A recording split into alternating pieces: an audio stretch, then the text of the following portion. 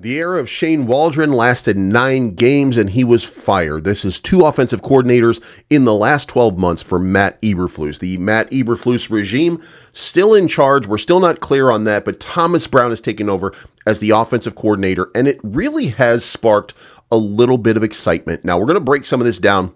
If you like this type of content, make sure you hit the like button on the way in. You like the content, make sure you subscribe. If you don't like the content, then subscribe anyway, just so you can hate comment all day long. All right, let's kick it off. All right, guys, first of all, new horrific details on how bad Shane Waldron was in the locker room. Now, reports were coming out that he was not very friendly and not easy to get along with, but he was a very nice guy. He didn't work them hard. He allowed them to just chill. And this comment is coming from Brad Biggs, so it's pretty reliable. How can Brown be an improvement over Shane Waldron? I think he's more relatable to players. I think he'll do a better job of standing in front of the offense and presenting a plan on a weekly basis. I believe he'll have a stronger presence in meeting, and that matters. A coach has to be able to sell his game plan and strategy to players. He has to deliver a message that gets them believing in the plan. That was one of the confusing things to me about Waldron. He wasn't dynamic in front of the room, and coordinators can overcome that if they're on the cutting edge when it comes to scheme and strategy, but he wasn't that either.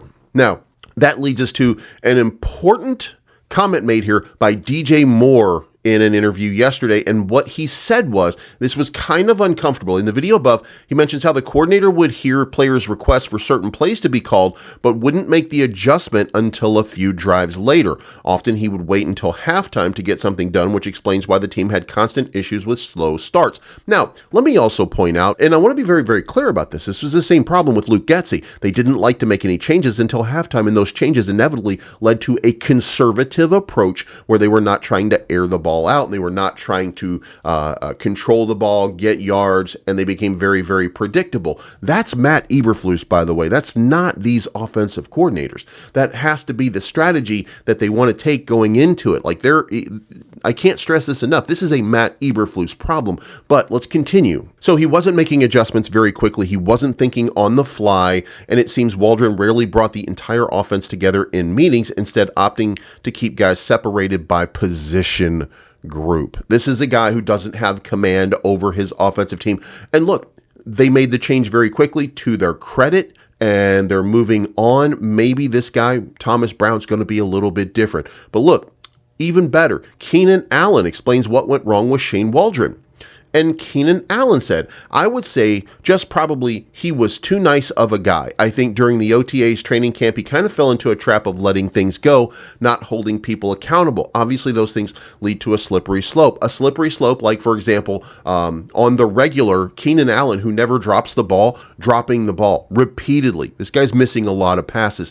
And by the way, that's not age. That's not age, okay? That's just him not being focused and him not being locked in. The other person not really locked in. Look at how many easy passes Rome Odunze has dropped as well. These guys are not focused. They're not working together. They're not helping Caleb Williams. And then if Caleb Williams were a little more accurate, then it would feel a little bit better, and we wouldn't be talking about that, but we're having some accuracy issues with Caleb Williams, which means that we're not sitting Caleb Williams down and talking to him about it. And by the way, there is a comment that was made recently from Thomas Brown, or from Caleb Williams, about Thomas Brown, said, well, we really haven't met and we really haven't talked. How is your passing game coordinator never talked to your quarterback? 9 games into it, he's been kept off from I don't know, it doesn't make any sense to me that this would be the case. Like, you would think that people would be working together, but they're not. They're clearly not, which is absolutely insane, okay? Absolutely insane. But let's close this out with this.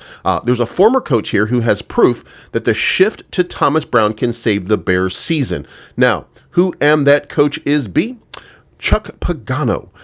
He was in Eberflus' place at one point. In 2015, he replaced offensive coordinator Pep Hamilton with Rob Chudzinski. The move was highly questioned at the time. However, he felt it was best for the team. They were 3-5, losers of 3 straight, and had committed 19 turnovers in 8 games. He explained what happens on the Pat McAfee show.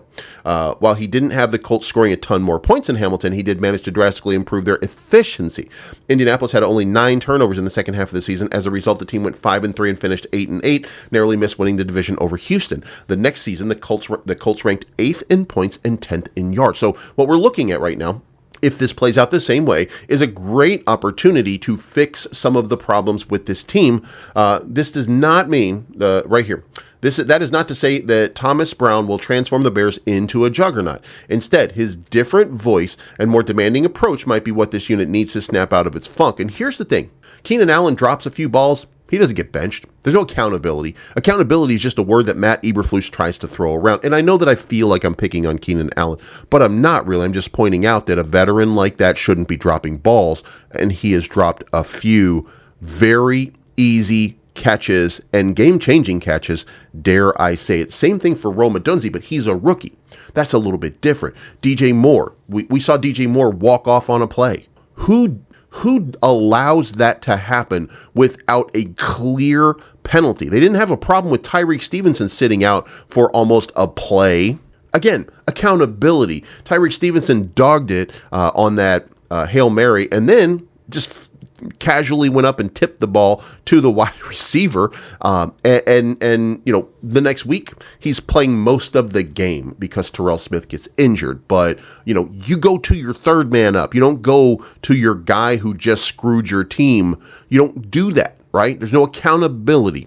So if this guy holds people accountable, and there's reason to suggest that he will, and there's reason to suggest that he probably will get something better out of Chris Morgan than he's currently getting, and if that's the case, then this offense changes dramatically. But I want to know what you think in the comments down below. Do you think that Thomas Brown is the answer and that he will fix the Chicago Bears in a way that changes the course of this season? We got Green Bay in 2 days. At this point, it's going to look like a 28-21.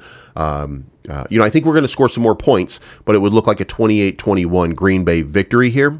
I don't like that. I don't like thinking that way, but I mean, how else are we going to think? This is a team that should realistically be 7-2, that's sitting at 4-5, and we're not doing anything about the real coaching problem. We're just putting Band-Aids on his squad. So let me know what you think, and bear down.